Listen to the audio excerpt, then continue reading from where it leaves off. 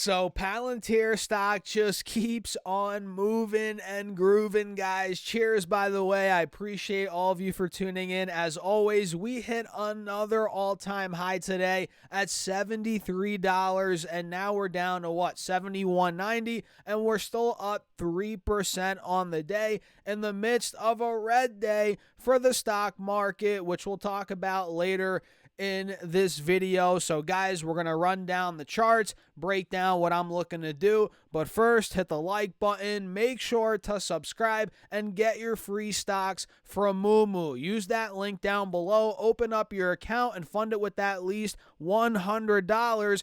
You get 5 free stocks, and fund it with at least $1,000. You get 10 more free stocks, and overall your uninvested cash for now will earn up to 8.1% APY. So guys, use that link down below or go to stocks.surfest.com/moo. And with that being said, cheers. Let's get right into the video. So man, the strength in the bulls on this stock is remarkable with how much it's gone up off the lows. We're up yet again in the midst of a red day for the stock market, where we have the Russell down almost 1%, QQQ is down a quarter, S&P's not down much, about 0.1% in the red, not too bad, as the Dow's down almost 0.5%. Palantir just keeps on pushing. So yesterday, hypothetically, if you bought that dip at 67.28, if you bought it right at the low and you sold right at the top, which is impossible pretty much, but let's say you timed it, you made 8%. Pretty big move there off the lows from yesterday. And even now at $71, we're down a bit off the high from today, but we're still up around 6.5–7% off the lows from yesterday. So Palantir, man, the strength is remarkable, like I said. And with this move here, we hit another all-time high, like I mentioned, and now we're officially breaking out of the highs from yesterday morning. Yesterday morning, we hit about what, $72, $72.10, whatever we hit. Then we saw a bit of a sell-off down to about 67, like we saw about a minute ago. So man, yesterday we saw a pretty big sell-off there, about 6 to 7%. And look where we held. We held $68, which I'm pretty sure we talked about in my video yesterday. That was the high. We broke out of it as the ascending triangle on the 10-day chart played out, and on the 1 hour, you guys will see it even better. Yeah, you guys remember this triangle we called out? That played out. We broke out, and now we're pulling back a bit.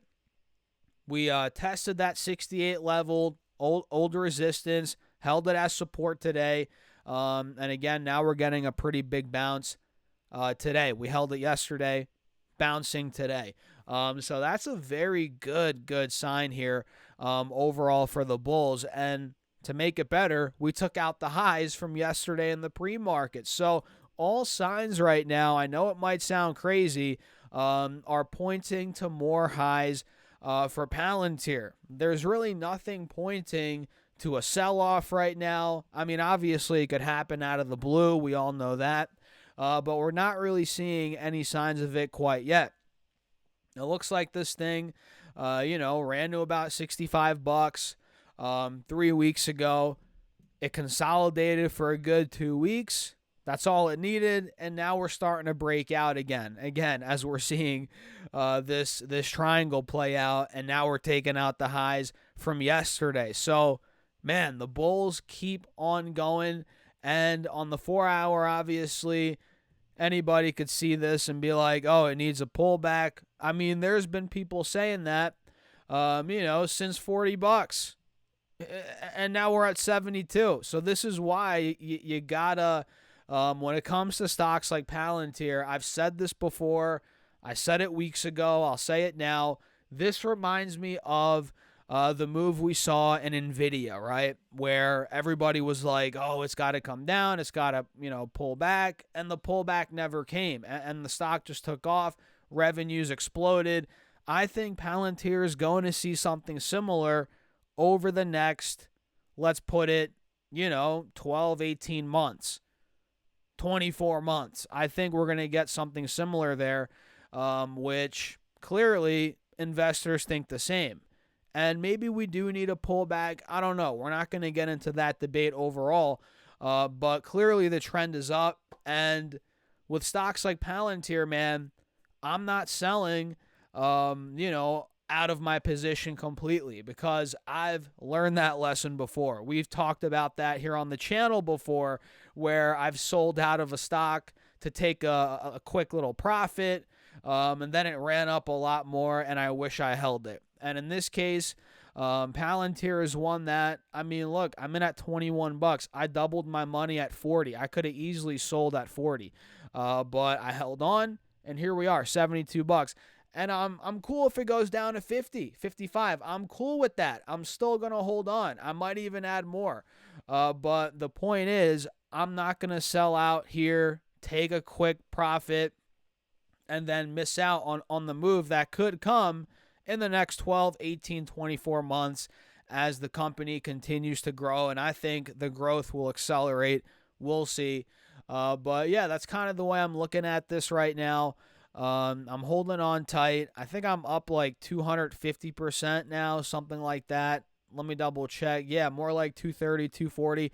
Either way, we're looking pretty good. A lot of gains built in, which makes me even more comfortable to just hold on to this thing, right? And even if it goes down to 50, I don't give a crap. I'm still up like 150% at that point, right? So, it's pretty clear for me, at least for my situation. I don't need this money. I have an emergency fund. I don't have debt. I have savings. For me right now, man, I'm cool with just letting this thing ride out, do its thing. I'm not in need of this cash. That's the way I'm looking at it. And honestly, that's the way you should look at your stock market portfolio all the time, unless you're obviously trading stocks for income, which I do that as well. Maybe you're trading options, selling options, making some income.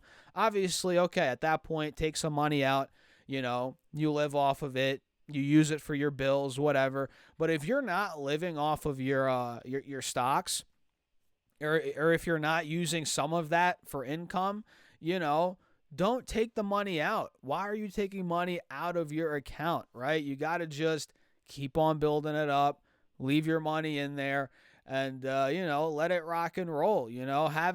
Have some savings set aside. So if something happens, you don't have to pull from your stock account. You can, just use your savings, your emergency fund. So that's the way I kind of view it. I just continue to grow the portfolio, take some money out every month, whatever it may be, and let that thing grow for the most part, right? So what do you guys think about that? I'm curious. Let me know in the comments. And by the way, I have a second channel. I don't really shout it out too much on these videos, but we're reacting on that channel to personal finance videos on TikTok. It's kind of a reaction channel, and it's linked down below if you guys are interested. It's a different type of style of content. We're not really talking about stocks too much, but it's fun, and the channel's growing. We have 600 subscribers. We're getting, some videos, 1,000, 2,000 views. So go check it out. Different content, more money-related, personal finance.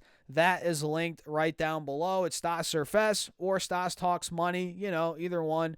You'll find me on there on that second channel. But yeah, guys, that's pretty much the video. Palantir, kind of the update, the stock market update. We're a bit red today.